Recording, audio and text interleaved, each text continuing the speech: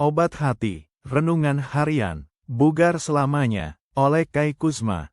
Mari kita dengarkan atau membaca renungan ini, maka hidupmu akan diberkati. Renungan hari ini berjudul, Apa Tujuan Hidup Anda? Ayat inti, renungan ini, terdapat dalam Mazmur 138 ayat 8. Tuhan akan menyelesaikannya bagiku. Suami saya, Yan, terkena stroke lagi pada tanggal 23 Mei tahun 2003.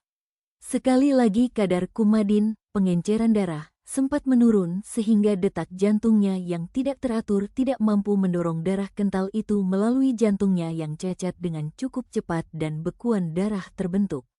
Kali ini hal tersebut mengenai medulanya, pusat keseimbangan otak, mengakibatkan penglihatan ganda dan ketidakmampuan untuk berdiri atau berjalan. Istilah, memantul dari tembok, memiliki arti baru bagi kami yang mengawasi A mencoba berpindah dari satu tempat ke tempat lain. Tetapi ternyata itu tidak mematahkan semangat Yan, begitu pula kejatuhan Ua ketika terguling turun dari bukit terjal menuju ke batu di samping jalan masuk tetangga.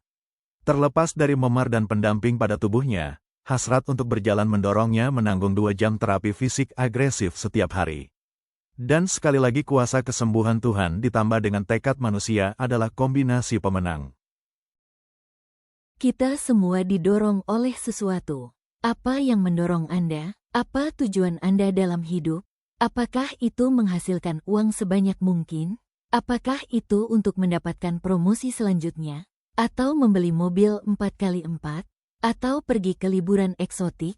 Hati-hati, Raja Salomo berkata tentang tujuan yang berpusat pada diri, semuanya sia-sia. Namun meskipun kekuatan pendorong dalam hidup Anda adalah target jangka pendek yang penting seperti dapat berjalan lagi, saya berpendapat bahwa pencapaian itu akan meninggalkan kekosongan tanpa kebahagiaan yang Tuhan janjikan kepada Anda kecuali Anda hidup untuk memenuhi tujuannya bagi hidup Anda. Tanpa Tuhan, tulis Rick Warren dalam bukunya The Purpose-Driven Life, hidup tidak memiliki tujuan, dan tanpa tujuan, hidup tidak ada artinya. Tanpa arti, kehidupan tidak memiliki makna atau harapan. Mungkin Anda seperti Yesaya, sambil mengeluh, "Aku telah bersusah-susah dengan percuma, dan telah menghabiskan kekuatanku dengan sia-sia dan tak berguna." Yesaya 49 ayat 4.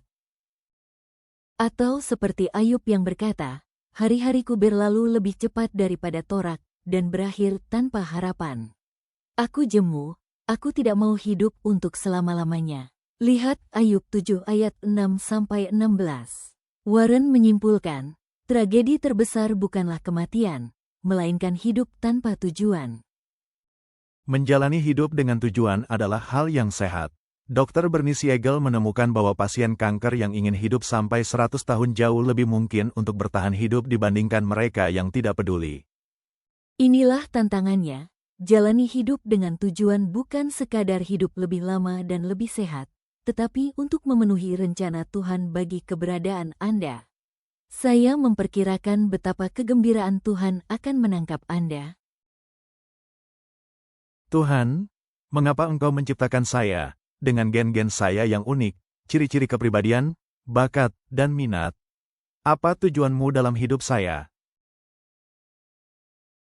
Kesimpulan, di balik rasa sakit, keterbatasan, dan perjuangan hidup, Tuhan sedang menenun sebuah tujuan yang indah. Ketika hidup kita digerakkan bukan oleh ambisi pribadi, melainkan oleh panggilannya, setiap langkah, bahkan yang terlatih, menjadi berarti. Hidup dengan tujuan Tuhan mengubah luka menjadi harapan, dan kelemahan menjadi kesaksian kasih-Nya. Doa hari ini, Tuhan, tunjukkan tujuan-Mu dalam hidupku. Tolong aku hidup seturut kehendak-Mu dan pakai aku untuk memuliakan nama-Mu. Amin.